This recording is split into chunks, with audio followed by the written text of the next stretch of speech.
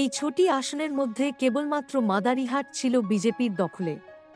2016 সালের বিধানসভা নির্বাচনে তৃণমূলের প্রবল ঝড়ে বিজেপি যে 3টি আসনে জয় পেয়েছিল তার একটি ছিল মাদারিহাট।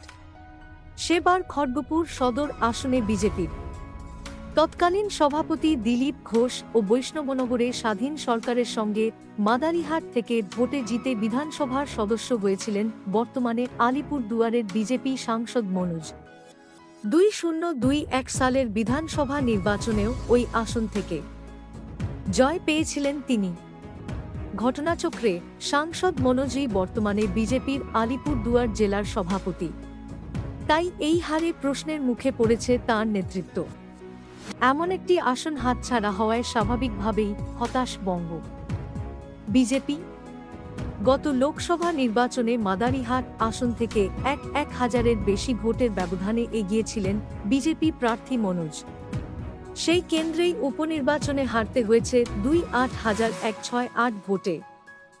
মনোজ বলেছেন, আমি দলকে হারের বিষয়ে জানিয়েছি।